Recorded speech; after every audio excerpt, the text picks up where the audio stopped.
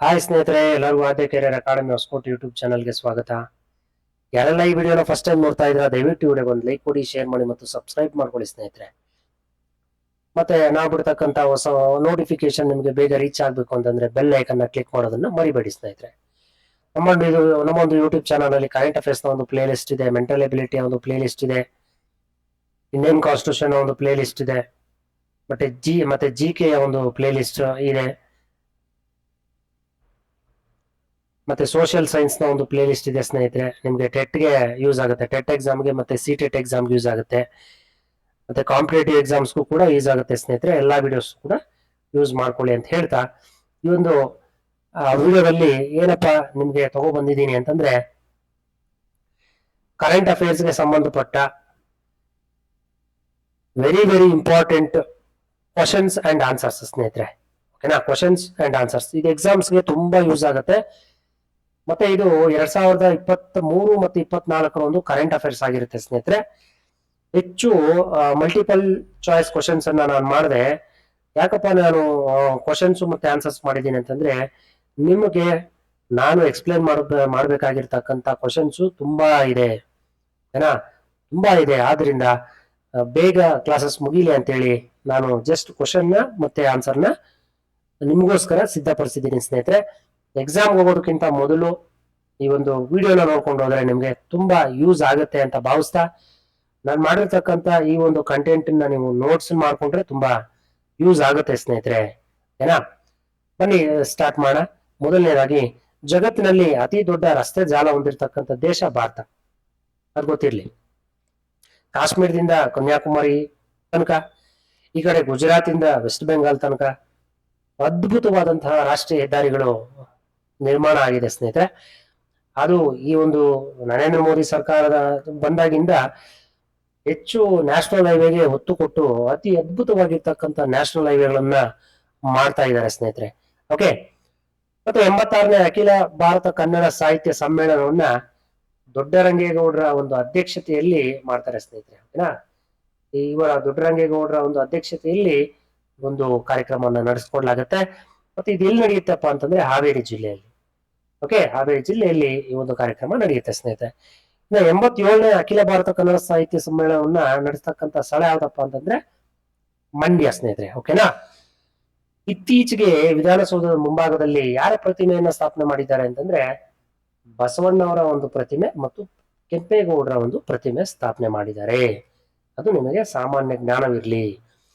ಜಾಗತಿಕ ಇಂಧನ ಒಂದು ಪರಿವರ್ತನಾ ಸೂಚ್ಯಾಂಕದಲ್ಲಿ ಸೂಚ್ಯಾಂಕ ಸ್ನೇಹಿತರೆ, ಇದು ಕರೆಕ್ಟ್ ಮಾಡ್ಕೊಳ್ಳಿ. ಸೂಚ್ಯಾಂಕದಲ್ಲಿ ಭಾರತವು ಎಷ್ಟನೇ ಸ್ಥಾನ ಪಡೆದುಕೊಂಡಿದೆ ಅಂತಂದ್ರೆ 67ನೇ ಸ್ಥಾನ ಪಡ್ಕೊಂಡಿದೆ. ಕರ್ನಾಟಕದ ಒಂದು ಜಾನಪದ ಯೂನಿವರ್ಸಿಟಿ ವಿಶ್ವವಿದ್ಯಾನಿಲಯ ಎಲ್ಲಿದೆ ಅಂತಂದ್ರೆ ಹಾವೇರಿ ಡಿಸ್ಟಿಕ್ ಅಲ್ಲಿ. ಹಾವೇರಿಯಲ್ಲಿ 2 ಕ್ವಶನ್ ಬಂದಿದೆ ಹಾವೇರಿ ಬಗ್ಗೆ. ಇತ್ತೀಚೆಗೆ ಈಶಾ ಅಂತ ಮಾಡ್ಕೊಳ್ಳಿ ಸ್ನೇಹಿತರೆ. ಈಶಾ ಫೌಂಡೇಶನ್ ಅವರು ಆದಿಯೋಗಿ ಪ್ರತಿಮೆಯನ್ನ ಎಲ್ಲಿ ನಿರ್ಮಾಣ ಮಾಡಿದ್ದಾರೆ ಅಂತಂದ್ರೆ ಚಿಕ್ಕಬಳ್ಳಾಪುರ ಡಿಸ್ಟಿಕ್ ಅಲ್ಲಿ ನಿರ್ಮಾಣ ಮಾಡಿದ್ದಾರೆ. ಇತ್ತೀಚೆಗೆ ಕರ್ನಾಟಕದ ಯಾವ ನಗರದಲ್ಲಿ ಮೆಗಾ ಡೈರಿಯನ್ನ ಉದ್ಘಾಟನೆ ಮಾಡಲಾಗಿದೆ ಅಂತಂದ್ರೆ ಮಂಡ್ಯದಲ್ಲಿ. ಮಂಡ್ಯದಲ್ಲಿ ಮೆಗಾ ಡೈರಿ ಮಾ ಅಂತ ಇದೆ ನೋಡಿ, ಎಂ ಮಂಡ್ಯ. ಜ್ಞಾಪಕ ಇಟ್ಕೊಳ್ಳಿ, ಮೆಗಾ ಡೈರಿ ಅಂತಂದ್ರೆ ಮಂಡ್ಯ ಅಂತಕ್ಕಂಥದ್ದು ಜ್ಞಾಪಕ ಇರ್ಲಿ ಸ್ನೇಹಿತರೆ ಎಲ್ಲರಿಗೂ ಕೂಡ. ಇನ್ನ ಕಾವೇರಿ 2 ತಂತ್ರಾಂಶ ಯಾವ ರಾಜ್ಯಕ್ಕೆ ಸಂಬಂಧಿಸಿದೆ ಅಂತಂದ್ರೆ ಕರ್ನಾಟಕ ರಾಜ್ಯಕ್ಕೆ ಸಂಬಂಧಿಸಿದೆ. ನಾಡಪ್ರಭು ಕೆಂಪೇಗೌಡ ಅಂತಾರಾಷ್ಟ್ರೀಯ ಪ್ರಶಸ್ತಿಗೆ ನೀಡುವ ಮೊತ್ತ ಕ್ಯಾಶ್ ಪ್ರೈಸ್ ಎಷ್ಟಪ್ಪ ಅಂತಂದ್ರೆ 5 ಲಕ್ಷ ಕ್ಯಾಶ್ ಪ್ರೈಸ್ ಇರುತ್ತೆ. ಜನಪ್ರಿಯ ಜಾಗತಿಕ ನಾಯಕರಲ್ಲಿ ಮೊದಲ ಸ್ಥಾನವನ್ನು ಪಡೆದಂತಹ ವ್ಯಕ್ತಿ ಯಾರಪ್ಪ ಅಂತಂದ್ರೆ ನಮ್ಮ ಪ್ರಧಾನಿ ನರೇಂದ್ರ ಮೋದಿ ಅವರು.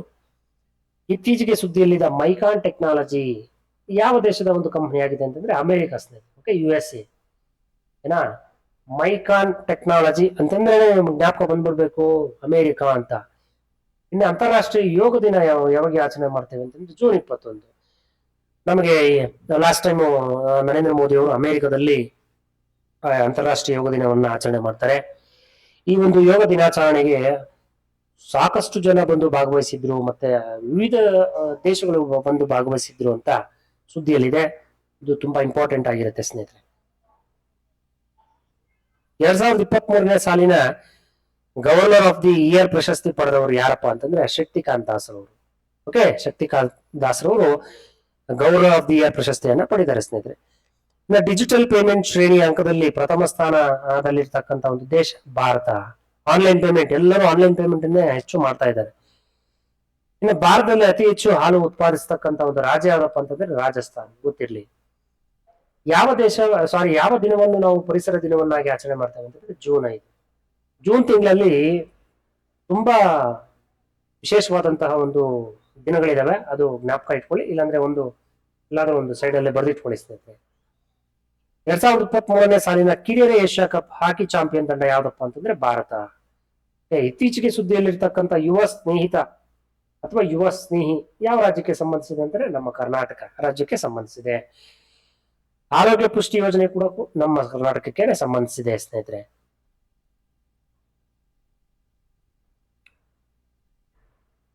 ಮತ್ತೆ 74ನೇ ಒಂದು ಗಣರಾಜ್ಯೋತ್ಸವದ ಮುಖ್ಯ ಅತಿಥಿಯಾಗಿ ಪಾಲ್ಗೊಂಡವರು ಯಾರಪ್ಪ ಅಂತಂದ್ರೆ ಅಬ್ದುಲ್ ಫತಾಹ್ ಅವರು. ಇತ್ತೀಚೆಗೆ ರಾಷ್ಟ್ರಪತಿ ಭವನದ ಆವರಣದಲ್ಲಿ ಮೊಘಲ್ ಗಾರ್ಡನ್ ಹೆಸರನ್ನ ರೀನೇಮ್ ಮಾಡ್ತಾರೆ, ಬದಲಾಯಿಸ್ತಾರೆ. ಅದನ್ನ ಅಮೃತ ಉದ್ಯಾನ ಅಂತ ಕರಿತೇವೆ. ಮತ್ತೆ ಇತ್ತೀಚೆಗೆ ಸುದ್ದಿಯಲ್ಲಿರ್ತಕ್ಕಂಥ ಮೈತೈ ಮತ್ತೆ ಕುಕಿ ಸಮುದಾಯಗಳು ಯಾವ ರಾಜ್ಯದಲ್ಲಿ ಕಂಡು ಬರುತ್ತವೆ ಅಂತಂದ್ರೆ ಮಣಿಪುರ ಸ್ನೇಹಿತರೆ. ಮೊನ್ನೆ ನಿಮಗೆಲ್ಲ ಗೊತ್ತಿರೋ ಹಾಗೆ ಈ ಸಮುದಾಯದ ಒಂದು ಕೋಮುವಾದಿಯ ಒಂದು ಗಲಭೆಗಳೇ ಆಯ್ತು ಅಲ್ಲಿ ಅಲ್ವಾ. ಭಾರತದಲ್ಲಿ ಅತಿ ಹೆಚ್ಚು ಹುಲಿ ಹೊಂದಿರತಕ್ಕಂಥ ರಾಜ್ಯ ಯಾವ್ದಪ್ಪ ಅಂತಂದ್ರೆ ಮಧ್ಯಪ್ರದೇಶ. ಇತ್ತೀಚೆಗೆ ರಾಜನಾಥ್ ಸಿಂಗ್ ರವರು ಶಿವಮೊಗ್ಗ ಸೇತುವೆಯನ್ನ ಎಲ್ಲಿ ಉದ್ಘಾಟಿಸಿದ್ರು ಅಂತಂದ್ರೆ ಅರುಣಾಚಲ್ ಪ್ರದೇಶದಲ್ಲಿ ಉದ್ಘಾಟನೆ ಮಾಡ್ತಾರೆ. ಇನ್ನು ಮಣಿಪುರ, ಮೇಘಾಲಯ ಮತ್ತು ತ್ರಿಪುರ ರಾಜ್ಯಗಳ ಸಂಸ್ಥಾಪನಾ ದಿನವನ್ನ ನಾವು ಜನವರಿ 1ರಂದು ನಾವು ಆಚರಣೆ ಮಾಡ್ತೇವೆ.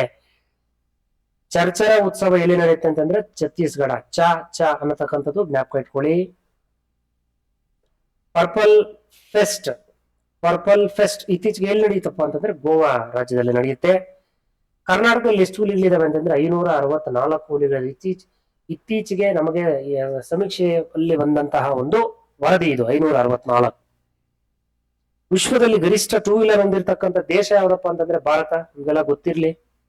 ಹೆಚ್ಚು 2 ವೀಲರ್ ನಾವೇ ಬಳಕೆ ಮಾಡೋದು. ಎಲ್ಲರೂ ಮನೆಯಲ್ಲೂ 2 ವೀಲರ್ಗಳೇ ಇರ್ತವೆ. ಎಲ್ಲರ ಮನೆಯಲ್ಲೂ 1, 2, 3 2 ವೀಲರ್ಗಳು ಇದ್ದೇ ಇರುತ್ತೆ ಸ್ನೇಹಿತರೆ. ಈಗ ನಮ್ಮ ಮನೆಯಲ್ಲೇ 3 2 ವೀಲರ್ ಇದೆ. ಅದೇ ರೀತಿ ನಿಮ್ಮ ಮನೆಯಲ್ಲೂ ಕೂಡ 2ಕ್ಕಿಂತ ಹೆಚ್ಚೇ ಇರುತ್ತೆ, ಅಥವಾ 1ಕ್ಕಿಂತ ಹೆಚ್ಚಂತೂ ಗ್ಯಾರಂಟಿ ಇರುತ್ತೆ ಸ್ನೇಹಿತರೆ. ಅದೊಂದು ಜ್ಞಾಪಕ ಇಟ್ಕೊಳ್ಳಿ. 2 ವೀಲರ್ ಎಲ್ಲರೂ ಈಗ ಓಡಿಸೋದು ಕಲ್ತ್ಕೊಂಡಿದ್ದಾರೆ. ಲೇಡೀಸ್ ಕೂಡ ಓಡಿಸ್ತಾರೆ, ಜೆಂಟ್ಸ್ ಕೂಡ ಓಡಿಸ್ತಾರೆ, ವಯಸ್ಸಾಗಿರೋರು ಕೂಡ ಓಡಿಸ್ತಾರೆ. ಸೊ ಆದ್ರಿಂದ 2 ವೀಲರ್ಸ್ ಹೆಚ್ಚು ಬಳಕೆ ಮಾಡ್ತಕ್ಕಂತ ಒಂದು ದೇಶ ನಮ್ಮ ದೇಶನೇ ಭಾರತ ದೇಶ. ಯಾವ ಸಂಸ್ಥೆ ರಫ್ತು ಸಿದ್ಧಾಂತ ಸೂಚ್ಯಂಕ ಬಿಡುಗಡೆ ಮಾಡಿದೆ ಅಂತಂದ್ರೆ ನೀತಿ ಆಯೋಗ ಸ್ನೇಹಿತರೆ. ಓಕೆ, ನೀತಿ ಆಯೋಗ. ಪ್ಲಾಸ್ಟಿಕ್ ಮರುಬಳಕೆಯಲ್ಲಿ ದೇಶದ ಒಂದು ಪ್ರಥಮ ಸ್ಥಾನ ಪಡೆದಂತಹ ಒಂದು ಸಿಟಿ ಯಾವ್ದಪ್ಪ? ಇಂದೋರ್ ಅಂತಕ್ಕಂಥ ನಗರ. ಮತ್ತೆ ದಾಸೋಹ ದಿನ ಅಂತಂದ್ರೆ ಅನ್ನವನ್ನ ಯಾವುದೇ ಕಾರಣಕ್ಕೂ ನಾವು ವ್ಯರ್ಥ ಮಾಡಬಾರ್ದು, ವೇಸ್ಟ್ ಮಾಡಬಾರ್ದು. ಅನ್ನವನ್ನು ನಾವು ದಾನ ಮಾಡಬೇಕು. ಅನ್ನದಾನ ಶ್ರೇಷ್ಠ ದಾನ. ದಾನಗಳಲ್ಲಿ ಶ್ರೇಷ್ಠವಾಗಿರ್ತಕ್ಕಂಥ ದಾನ ಕೂಡ ಅನ್ನದಾನ. ಇದು ಒಂದು ದಿನವನ್ನ ರಾಜ್ಯದಲ್ಲಿ ನಾವು ಯಾವಾಗ ಆಚರಣೆ ಮಾಡ್ತೀವಿ ಅಂತಂದ್ರೆ ಜನವರಿ 21 ಸ್ನೇಹಿತರೆ. ಕೇಂದ್ರ ಸರ್ಕಾರವು ದೇಶದ 2ನೇ ರಾಷ್ಟ್ರೀಯ ರಕ್ಷಣಾ ವಿಶ್ವವಿದ್ಯಾನಿಲಯವನ್ನ ಎಲ್ಲಿ ಆಚರಿಸಲಿದೆ ಅಂತಂದ್ರೆ ಶಿವಮೊಗ್ಗದಲ್ಲಿ. ಆಂಧ್ರ ಪ್ರದೇಶದ ರಾಜ್ಯಪಾಲರಾಗಿ ಆಯ್ಕೆಯಾದ ಸುಪ್ರೀಂ ಕೋರ್ಟ್ ನ ಒಂದು ನಿವೃತ್ತ ಕನ್ನಡಿಗ ನ್ಯಾಯಮೂರ್ತಿ ಇವರು ಅಬ್ದುಲ್ ನಜೀರ್ ಅವರಾಗಿರ್ತಾರೆ.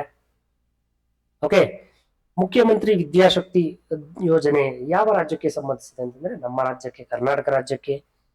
2023 ದಿಲೀಪ ಟ್ರೋಫಿ ಗೆದ್ದ ತಂಡ ಯಾವ್ದಪ್ಪ ಅಂತಂದ್ರೆ ದಕ್ಷಿಣ ವಲಯ ತಂಡ. ಅತಿ ಹೆಚ್ಚು ಅವಧಿಯವರೆಗೆ ಸಿಎಂ ಆಗಿ ಸೇವೆ ಸಲ್ಲಿಸಿದವರು ಯಾರಪ್ಪ ಅಂತಂದ್ರೆ ಪವನ್ ಕುಮಾರ್ ಚಾಮ್ಲಿಂಗ್ ಅವರು.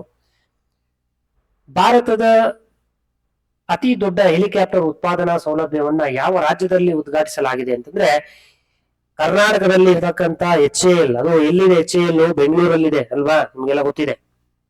ಬೆಂಗಳೂರಲ್ಲಿ ಇರ್ತಕ್ಕಂತ ಹಿಂದೂಸ್ತಾನ್ ಏರೋನಾಟಿಕಲ್ ಲಿಮಿಟೆಡ್ ಅಂತಕ್ಕಂತ ಸಂಸ್ಥೆ ಅತಿ ದೊಡ್ಡ ಹೆಲಿಕಾಪ್ಟರ್ ಉತ್ಪಾದನಾ ಸೌಲಭ್ಯವನ್ನ ಉದ್ಘಾಟನೆ ಮಾಡಿದೆ ಸ್ನೇಹಿತರೆ. ಇನ್ನ ಪೌರ ಆಸರೆ ಯೋಜನೆ ಯಾವ ರಾಜ್ಯಕ್ಕೆ ಸಂಬಂಧಿಸಿದೆ? ಕರ್ನಾಟಕ ರಾಜ್ಯಕ್ಕೆ ಸಂಬಂಧಿಸಿದೆ. ಭೀಮ್ ಕೊರೆಗಾಂವ್ ದಿನಾಚರಣೆಯನ್ನು ನಾವು ಯಾವ ದಿನ ಆಚರಣೆ ಮಾಡ್ತೀವಿ ಅಂತಂದ್ರೆ ಜನವರಿ 1. ಈ ಭೀಮ್ ಕೊರೆಗಾಂವ್ ಅಂತಕ್ಕಂಥವ್ರು ತುಂಬಾ ಛಲವಾದಿನಿ ಅಂತಾನೆ ಹೇಳ್ಬೋದು. ತುಂಬಾ ಛಲ ಇರ್ತಕ್ಕಂಥ ವ್ಯಕ್ತಿ. ಸುಮಾರು 500 ಜನರ ಸೇನೆ ಇಟ್ಕೊಂಡು 2000-3000 ಸೇನೆ ಇರ್ತಕ್ಕಂತ ಒಬ್ಬ ಅರಸನ್ನ ಇವ್ರೇನ್ ಮಾಡ್ತಾರೆ, ಸೋಲಿಸ್ತಾರೆ. ಅಷ್ಟು ಛಲ ಧೈರ್ಯ ಇರ್ತಕ್ಕಂಥ ವ್ಯಕ್ತಿ ಭೀಮ್ ಕೋರೆಗಾಂವ್. ಇವರು ಬುಡಕಟ್ಟು ಜನಾಂಗಕ್ಕೆ ಸೇರಿದಂತಹ ಒಬ್ಬ ವ್ಯಕ್ತಿಯಾಗಿರ್ತಾರೆ. ಇತ್ತೀಚೆಗೆ ಭೂಮಿಯ ಒಂದು ಬಿರುಕಿನಿಂದಾಗಿ ಸುದ್ದಿಯಲ್ಲಿದ್ದ ಜೋಶಿ ಮಠ ಎಲ್ಲಿದೆ ಅಂತಂದ್ರೆ ಉತ್ತರಾಖಂಡದಲ್ಲಿದೆ ಸ್ನೇಹಿತರೆ. ಚಂದ್ರಯಾನ ಮಿಷನ್ಗೆ ಯಾವ ರಾಕೆಟ್ ಅನ್ನು ಬಳಸಲಾಗಿದೆ ಅಂತಂದ್ರೆ LMV-3M4 ಅಂತಕ್ಕಂಥ ಒಂದು ರಾಕೆಟ್ ಅನ್ನ ಬಳಸಲಾಗಿದೆ.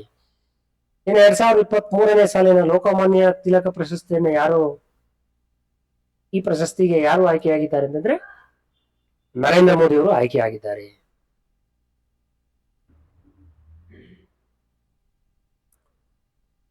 PM ಪ್ರಣಾಮ್ ಯೋಜನೆ ಯಾವುದಕ್ಕೆ ಸಂಬಂಧಿಸಿದೆ ಅಂತಂದ್ರೆ ಫರ್ಟಿಲೈಸರ್ಸ್ಗೆ, ರಸಗೊಬ್ಬರಗಳಿಗೆ ಸಂಬಂಧಿಸಿದೆ ಸ್ನೇಹಿತರೆ. ಸುಭಾಷ್ ಚಂದ್ರ ಬೋಸ್ ಅವರ ಜನ್ಮದಿನ ಜನವರಿ 23. ನಿಮ್ಗೆಲ್ಲ ಗೊತ್ತಿರ್ಲಿ, ಅವರ ಜನ್ಮದಿನ ಜನವರಿ 23. ಅದೇ ದಿನವನ್ನ ನಾವೇನಂತ ಕರಿತೀವಿ, ಪರಾಕ್ರಮ ದಿವಸ ಅಂತ ನಾವು ಆಚರಣೆ ಮಾಡ್ತೀವಿ. ಮಹಿಳಾ ಆಯೋಗದ ಸಂಸ್ಥಾನ ದಿನವನ್ನ ಪ್ರತಿ ವರ್ಷ ಯಾವ ದಿನವನ್ನು ಆಚರಿಸುತ್ತಾರೆ ಅಂತಂದ್ರೆ ಜನವರಿ 31ನೇ ತಾರೀಕು ಮಹಿಳಾ ಆಯೋಗ ಸಂಸ್ಥಾನ ದಿನವನ್ನ ಆಚರಣೆ ಮಾಡ್ತೇವೆ. 2022ರಲ್ಲಿ ಅತಿ ಹೆಚ್ಚು ವಿಧಾನಸಭಾ ಕಲಾಪ ನಡೆಸಿದ ರಾಜ್ಯ ಯಾವ್ದಪ್ಪ ಅಂತಂದ್ರೆ ಕರ್ನಾಟಕ ಅಂತಾನೆ ಹೇಳ್ಬೋದು. ದೇಶದಲ್ಲಿ ಮೆಕ್ಕೆಜೋಳ ಬೆಳೆಯನ್ನ ಬೆಳೆಯುವುದರಲ್ಲಿ ಪ್ರಥಮ ಸ್ಥಾನ ಗಳಿಸಿದ ರಾಜ್ಯನು ಕರ್ನಾಟಕನೇ. ನಮ್ಮ ಕರ್ನಾಟಕ ನೋಡಿ ಎಷ್ಟು ಗ್ರೇಟ್ ಅಂತಂದ್ರೆ ಪ್ರತಿಯೊಂದಕ್ಕೂ ಕರ್ನಾಟಕದಲ್ಲಿ ಅತಿ ಹೆಚ್ಚು ಆದಾಯ ಮತ್ತು ಅತಿ ಹೆಚ್ಚು ತೆರಿಗೆಯನ್ನ ಕಟ್ತಾ ಇರತಕ್ಕಂಥ ರಾಜ್ಯ ಕೂಡ ನಾವೇನೆ. 14 ಬಾರಿ ಮೈಸೂರು ಅಂಬಾರಿ ಹೊತ್ತಿದ್ದ ಯಾವ ಹೆಸರಿನ ಆನೆ ಇತ್ತೀಚೆಗೆ ನಿಧನ ಹೊಂದಿದೆ ಅಂತಂದ್ರೆ ಬಲರಾಮ. 16ನೇ ವಿಧಾನಸಭಾ ಚುನಾವಣೆಯಲ್ಲಿ ಕಾಂಗ್ರೆಸ್ ಪಕ್ಷ ಗಳಿಸಿದ ಸ್ಥಾನ ಎಷ್ಟಪ್ಪ ಅಂತಂದ್ರೆ 135 ಸ್ಥಾನ. ವಿಶ್ವ ಪತ್ರಿಕಾ ಸೂಚ್ಯಂಕದಲ್ಲಿ ಭಾರತ ಎಷ್ಟನೇ ಸ್ಥಾನವನ್ನು ಪಡೆದಿದೆ ಅಂತಂದ್ರೆ 161ನೇ ಸ್ಥಾನ. ರಾಷ್ಟ್ರೀಯ ಸಂಖ್ಯಾಶಾಸ್ತ್ರ ದಿನವನ್ನ ಯಾವಾಗ ಆಚರಿಸಲಾಗುತ್ತೆ ಅಂತಂದ್ರೆ ಜೂನ್ 29. ಜೂನ್ ತಿಂಗಳಲ್ಲೇ ಬಂದಿದೆ ನೋಡಿ ಇದು. ಭಾರತದ ಯಾವ ಬ್ಯಾಂಕ್ ವಿಶ್ವದ ನಾಲ್ಕನೇ ಅತಿ ದೊಡ್ಡ ಬ್ಯಾಂಕ್ ಆಗಿ ಹೊರಹೊಮ್ಮಿದೆ ಅಂತಂದ್ರೆ HDFC. ಓಕೆ, ಇನ್ನು ವೈದ್ಯರ ದಿನ ಯಾವಾಗಪ್ಪ ಅಂತಂದ್ರೆ ಜುಲೈ 1. ಇದನ್ನ ನಾವು ಜುಲೈ 1 ನಾವು ಸಹಕಾರ ದಿನ ಅಂತ ಕೂಡ ಕರಿತೀವಿ. ಸಹಕಾರ ದಿನ. ಓಕೆ, ಸಹಕಾರ ದಿನ ಕೂಡ ಜುಲೈ 1. ರಾಷ್ಟ್ರೀಯ ವೈದ್ಯರ ದಿನ ಕೂಡ ಜುಲೈ 1 ಆಗಿರುತ್ತೆ. ಇನ್ನು 2023 ವಿಶ್ವ ಸುಂದರಿ ಸ್ಪರ್ಧೆ ಆತಿಥ್ಯ ವಹಿಸಿದ ರಾಷ್ಟ್ರ ಯಾವ್ದಪ್ಪ ಅಂತಂದ್ರೆ ಭಾರತ. ಇಂಥವೆಲ್ಲ ನಾವೇ ಕಂಡಕ್ಟ್ ಮಾಡೋದು. ಓಕೆ, ವಿಶ್ವ ಪತ್ರಿಕಾ ದಿನವನ್ನ ಯಾವಾಗ ಆಚರಿಸ್ತಾರೆ? ಮೇ 3ನೇ ತಾರೀಕು ವಿಶ್ವ ಪತ್ರಿಕಾ ದಿನವನ್ನ ನಾವು ಆಚರಣೆ ಮಾಡ್ತೇವೆ. ಇನ್ನು ನೆಕ್ಸ್ಟ್ ನೋಡೋದಾದ್ರೆ ವಿಶ್ವ ರೆಡ್ ಕ್ರಾಸ್ ದಿನ ಮೇ 8ನೇ ತಾರೀಕು ಆಚರಣೆ ಮಾಡ್ತೇವೆ. ಟೀಚರ್ ಪ್ರಶಸ್ತಿ ಯಾವ ಕ್ಷೇತ್ರಕ್ಕೆ ನೀಡಲಾಗುತ್ತೆ ಅಂತಂದ್ರೆ ಪ್ರೆಸ್, ಪತ್ರಿಕೋದ್ಯಮ ಒಂದು ಕ್ಷೇತ್ರಕ್ಕೆ ನೀಡಲಾಗುತ್ತೆ.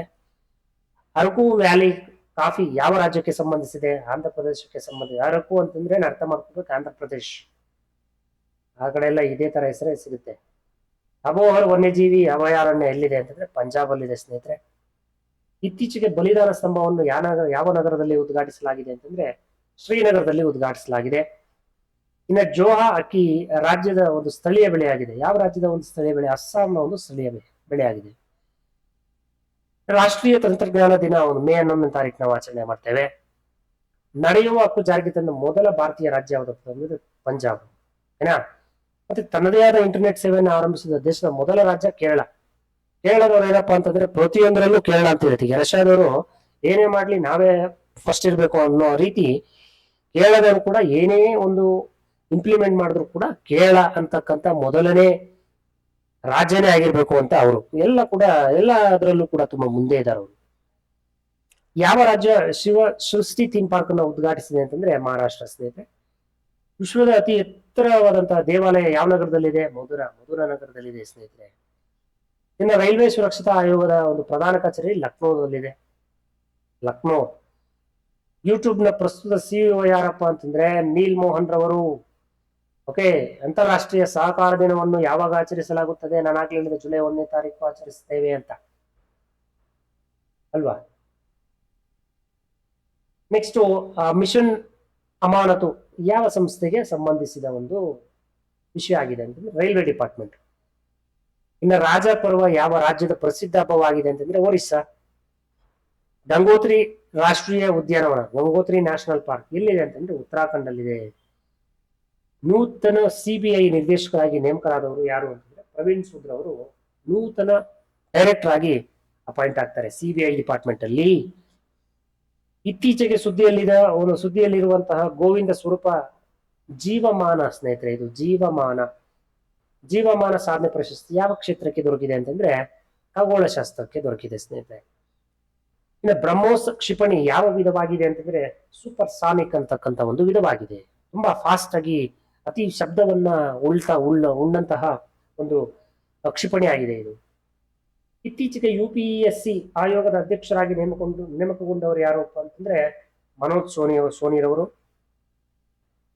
ಅತಿ ಹೆಚ್ಚು ಬಾರಿ ಮೌಂಟ್ ಎವರೆಸ್ಟ್ ಅನ್ನ ಹತ್ತಿರೋರು ಯಾರಪ್ಪ ಅಂತಂದ್ರೆ ಕಮಿರಿಟಾ.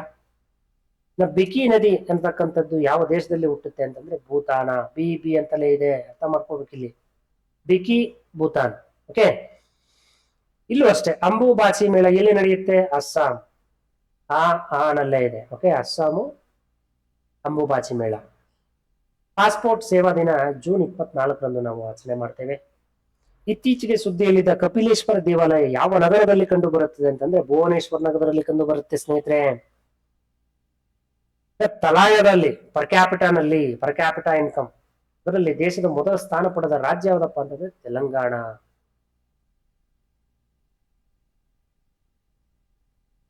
ಕರ್ನಾಟಕದ ನೂತನ ಅಡ್ವೊಕೇಟ್ ಜನರಲ್ ಆಗಿ ಯಾರು ನೇಮಕಗೊಂಡಿದ್ದಾರೆ ಅಂತಂದ್ರೆ ಶಶಿಕಿರಣ್ ಶೆಟ್ಟಿ ಅವರು ನೇಮಕಗೊಂಡಿದ್ದಾರೆ. ಇವರು ಸರ್ಕಾರದ ಒಂದು ಯಾವುದೇ ಕೇಸ್ಗಳನ್ನ ಹ್ಯಾಂಡಲ್ ಮಾಡ್ತಕ್ಕಂಥ ವ್ಯಕ್ತಿ ಆಗಿರ್ತಾರೆ.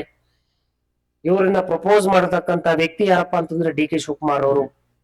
ಯಾಕಂತಂದ್ರೆ ಇವರ ಒಂದು ವೃತ್ತಿಯಲ್ಲಿರ್ತಕ್ಕಂಥ ಒಂದು ಎಕ್ಸ್ಪೀರಿಯನ್ಸ್ ಏನಿದೆ, ಆ ಒಂದು ತುಂಬಾ ಎಕ್ಸ್ಪರ್ಟ್ ಆಗಿ ಅವರು ಯಾವುದೇ ಒಂದು ಕೇಸನ್ನ ಹ್ಯಾಂಡಲ್ ಮಾಡ್ತಾರೆ. ಮತ್ತೆ ಇತ್ತೀಚೆಗೆ ಯಾವುದೋ ಒಂದು ಕೇಸನ್ನ ಹ್ಯಾಂಡಲ್ ಮಾಡ್ತಾರೆ ಇವರು. ಯಾವ್ದಪ್ಪ ಅಂತಂದ್ರೆ ಈ ಪಕ್ಷೇತರ ಆಗಿರ್ತಾರಲ್ಲ, ಈ ಪಕ್ಷೇತರ ಆಗಿರೋದಕ್ಕೆ ಒಂದು ಯಾರೋ ಒಬ್ಬರ ಪರ ಇವರು ಮನ್ನಣೆ ಮಾಡಿರ್ತಾರೆ ಸ್ನೇಹಿತರೆ. ಜಲ್ಲಿಕಟ್ಟು ಯಾವ ರಾಜ್ಯದ ಪ್ರಾಣಿಯನ್ನು ಒಳಗೊಂಡ ಸ್ಪರ್ಧೆ ಆಗಿದೆ ಅಂತಂದ್ರೆ ತಮಿಳುನಾಡು ರಾಜ್ಯದಲ್ಲಿ ಅಲ್ವಾ. ಹಸುಗಳು ಓಡ್ತಾನೆ ಇರುತ್ತೆ. ಹಸುಗಳನ್ನ ಹಿಡಿಬೇಕು ಅಂತಂದ್ರೆ ಅವರು ಜಗಜ್ಜಟ್ಟಿಯೇ ಆಗಿರ್ಬೇಕು, ಮತ್ತ ಶಕ್ತಿ ಇರ್ಬೇಕು ಅವ್ರಿಗೆ. ಕರ್ನಾಟಕ ವಿಧಾನಸಭೆ ನೂತನ ಸ್ಪೀಕರ್ ಆಗಿ ಆಯ್ಕೆಗೊಂಡವರು ಯಾರಪ್ಪ ಅಂತಂದ್ರೆ UT ಖಾದರ್. ಮಂಗಳೂರು ಕ್ಷೇತ್ರದಲ್ಲಿ ಇವರಿಗೆ ಸೋಲಿಲ್ಲದ ಸರದಾರ ಇವರು. ಮಂಗಳೂರು ಕ್ಷೇತ್ರದ ಸೋಲಿಲ್ಲದ ಸರದಾರ ಇವರು. ಒಂದು ಅಲ್ಪಸಂಖ್ಯಾತರ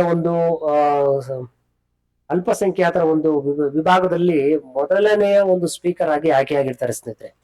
ಓಕೆ, ಮತ್ತೆ 16ನೆಯ ಸ್ಪೀಕರ್ ಕೂಡ ಆಗಿರ್ತಾರೆ. 16ನೇ ವಿಧಾನಸಭೆಯ ಸ್ಪೀಕರ್ ಕೂಡ ಆಗಿರ್ತಾರೆ ಇವರು. ಜಾಗತಿಕ ವೇಗವಾಗಿ ಬೆಳವಣಿಗೆ ಹೊಂದಿರುವ ಕರೆನ್ಸಿಗಳ ಪಟ್ಟಿಯಲ್ಲಿ ಭಾರತ ಎಷ್ಟನೇ ಸ್ಥಾನ ಹೊಂದಿದೆ ಅಂತಂದ್ರೆ 2ನೇ ಸ್ಥಾನ, ಸೆಕೆಂಡ್ ಪ್ಲೇಸ್ ಅಲ್ಲಿ ಇದೆ. ಇತ್ತೀಚೆಗೆ ಸ್ಮಾರ್ಟ್ ಸಿಟಿ ಮಿಷನ್ ಅನ್ನು ಯಾವ ಅವಧಿಗೆ ವಿಸ್ತರಿಸಲಾಗಿದೆ ಅಂತಂದ್ರೆ 2024ಕ್ಕೆ ವಿಸ್ತರಣೆ ಮಾಡಿದ್ದಾರೆ. ಇನ್ನು ಹೊಸ ಸಂಸತ್ ಭವನ ಅಂತಕ್ಕಂಥದ್ದು ಈ ಇಡಲಾಗುತ್ತಿರುವ ರಾಜದಂಡ ಯಾವ ರಾಜ್ಯ ಮನೆತನಕ್ಕೆ ಸಂಬಂಧಿಸಿದೆ ಅಂತಂದ್ರೆ ಯಾವ ರಾಜಮನೆತನಕ್ಕೆ ಸಂಬಂಧಿಸಿದ ಚೋಳ ರಾಜಮನೆತನ. ಇತ್ತೀಚೆಗೆ ಯಾವ ದೇಶದಲ್ಲಿ ಅತಿ ದೊಡ್ಡ ಹೈಕೋರ್ಟ್ ಭವನವನ್ನ ರಾಷ್ಟ್ರಪತಿಯವರು ಉದ್ಘಾಟನೆ ಮಾಡ್ತಾರೆ ಅಂತಂದ್ರೆ ಜಾರ್ಖಂಡ್ ರಾಜ್ಯದಲ್ಲಿ. ನೂತನವಾಗಿ ಉದ್ಘಾಟನೆಗೊಂಡ ಸಂಸತ್ತು ಯಾವ ಆಕಾರದಲ್ಲಿದೆ? ತ್ರಿಕೋನ ಆಕಾರದಲ್ಲಿದೆ ಸ್ನೇಹಿತರೆ. 2023ನೇ ಸಾಲಿನಲ್ಲಿ ನಡೆದಂತಹ IPL ಚಾಂಪಿಯನ್ ತಂಡ ಯಾವ್ದಪ್ಪ ಅಂತಂದ್ರೆ ನಮ್ಮ ಧೋನಿಯ ತಂಡ, ಚೆನ್ನೈ ಸೂಪರ್ ಕಿಂಗ್ಸ್. ಓಕೆ, ವಿಶ್ವದ ಅಗ್ರ ಬ್ಯಾಂಕ್ಗಳ ಪಟ್ಟಿಯಲ್ಲಿ ಅಗ್ರ ಸ್ಥಾನ ಪಡೆದವರು ಯಾರಪ್ಪ ಅಂತಂದ್ರೆ ಶಕ್ತಿಕಾಂತ್ ದಾಸ್. ಇವರು present governor of the RBI. ಗೊತ್ತಿರ್ಲಿ ಎಲ್ಲರಿಗೂ. RBI ಪ್ರಾರಂಭ ಆಗಿದ್ದೆ ಅವಾಗ 1934 ಇದು ಆಕ್ಟ್. 1934 ಆಕ್ಟ್ 1935 ಪ್ರಾರಂಭ ಆಗುತ್ತೆ. Working effective April 1. 34 ಬಂದು ಆಕ್ಟ್, 35 ಬಂದು ಪ್ರಾರಂಭ ಆಗ್ತಕ್ಕಂಥ ಒಂದು ದಿನ ವರ್ಷ. ಇತ್ತೀಚೆಗೆ ಸುದ್ದಿಯಲ್ಲಿದ್ದ ಕಾಂತರಾಜು ಆಯೋಗ ಯಾವುದಕ್ಕೆ ಸಂಬಂಧಿಸಿದೆ? ಜಾತಿ ಗಣತಿಗೆ ಸಂಬಂಧಿಸಿದೆ ಸ್ನೇಹಿತರೆ. ವಿಶ್ವದ ಅಥ್ಲೆಟಿಕ್ ನಲ್ಲಿ ಚಿನ್ನ ಗೆದ್ದ ಮೊದಲ ಭಾರತೀಯ ಯಾರಪ್ಪ? ನೀರಜ್ ಚೋಪ್ರಾರವರು.